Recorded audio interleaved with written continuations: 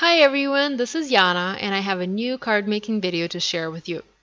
I'm back from my trip to Poland and I don't have any more trips scheduled for the rest of the months so that I can finally enjoy my stamping and my die cutting and my card making. I have to say every time I take a break from crafting, it's kind of hard to get back in there. I don't know why.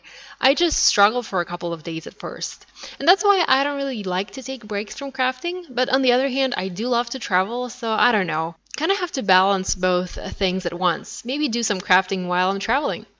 Anyhow, Neat Tangled has a new gorgeous release this month, and it will be sure to inspire anyone. There are a couple of different stamp sets and some new dies, and I'm going to use some of those in my today's video to make a card. I'll share some more release products and my cards at the end of this video, so if you'd like to see new products up close, be sure to stick around. Today I'm going to create a faux hand-stitched card. Neat Tangled has this new stamp set called Hand Stitched, and it has the most adorable little images that look like they've been hand-stitched. It's just the cutest set ever. So here's a look at this stamp set. First of all, you have a large embroidery hoop image that you can use to house all of your little faux hand-stitched flowers. Obviously, you also have the flowers, some hearts, and a cute little butterfly in there. You also have these crosses for cross stitching down at the bottom there. Now this hoop image is the same as the hoop die that was released about 2 months ago. Here is the die. Now it's not a matching die, but rather a die that cuts the identical image out. So you can either stamp the embroidery hoop image or die cut it, and the die is actually sold separately. Other than that, there are these really cute hand-stitched sentiments in here that all fit inside of that embroidery hoop. Embroidery on cards is rather a big thing, but if you're not into embroidery or cross-stitching or do not want to spend the time embroidering an image, you can just quickly fake it with these stamps. Okay, so let's start working on our card. I've already prepared a card base created out of Simon Says Stamp Faux cardstock, and I also have a white panel that is just slightly smaller, and also another white panel to do my stamping and die cutting on. I'm going to start by die cutting a circle for my card using a Spellbinder's circle die. You can absolutely use an embroidery hoop die for this, but I have already used it on a different card, so I wanted to do something different for this project. So I'm just going to use a plain old circle today. I need to stamp a few images on my white cardstock to color and cut out. I'm stamping those using Memento Tuxedo Black ink, as I will be coloring these using Copic markers. Now, what you can also do with these is use something like distress markers or Faber-Castell brush pens or anything else that is designed to color stamps and color these stamps directly. So instead of stamping them in black or any other color, like one color, you can color the flowers using purple and the leaves using green and stamp those and just skip the whole coloring part. That would definitely look very nice and would truly have a faux hand-stitched look. Before I can color my images, my stamped images, I'm also going to stamp 2 more flower clusters on my main panel. I want to have my circle placed there in the center and want to have a couple of flowers peeking from behind the circle. So I'm using my Spellbinder's die, the same one that I used to die cut the circle, and I'm simply tracing inside of it using a pencil. This will give me an idea where I need to stamp the other 2 images for my card. Now, since the base of my card is going to be gray, I need to introduce some gray color on my stamped panel. Instead of using black ink, I'm going to use gray this time, and this is the same Memento kind of ink that is a Copic-friendly ink. I'm going to use a few colors of markers to color these images.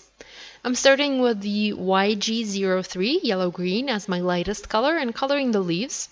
I forgot to mention that I've already die cut my stamped images using matching dies. I usually do my die cutting after I have colored everything, but I was afraid the die would move and ruin my perfectly colored piece, so I just had to die cut it first. For my medium green, I'm using YG63 pea green, and I'm just adding a bit of this darker color to the base of the leaves. I am not a Copic pro, and I just like to play with my markers and do some basic coloring here and there, and I kind of encourage you to do the same. You know, just relax and enjoy. The coloring doesn't have to be perfect, it just has to be relaxing and stress-free. So after I've added highlights, I'm going back with my lightest color and blending the 2 together. Since this is such a small image, I'm not even using a third color. 2 colors, a light and a medium, is more than enough here. And I also don't have a third color of green that would work well here, so this is another reason why I'm not using the third one, why I'm only using 2. To color my flowers, I'm starting with the V12 Pale Lilac, adding medium color V15 and a bit of darkest color V17. I'm also using the same purple colors to color the little die-cut hearts and also the images stamped in gray on my base panel. Now it's time to do some stamping on that circle that we die-cut earlier.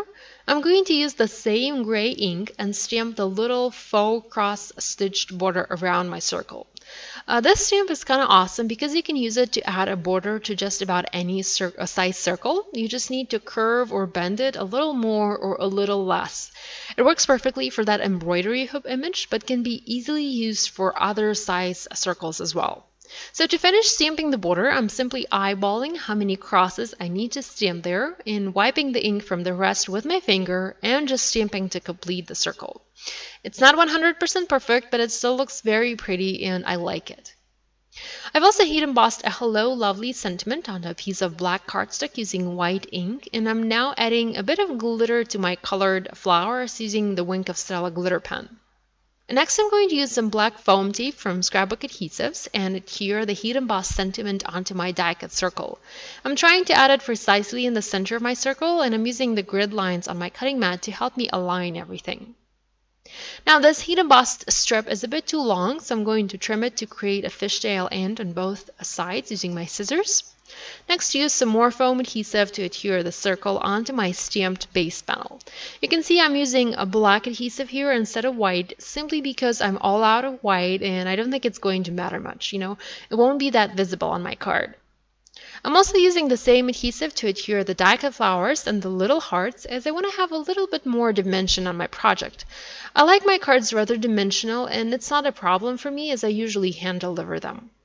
To complete this hand-stitched look, I need to stamp a few more crosses onto my base panel, and I've created a small partial mask to cover the stamped and colored flowers. Again, I'm going to use gray ink to stamp these to match the color of my card base, and I'm just stamping them randomly on there. I did have another thought that I wanted to share with you.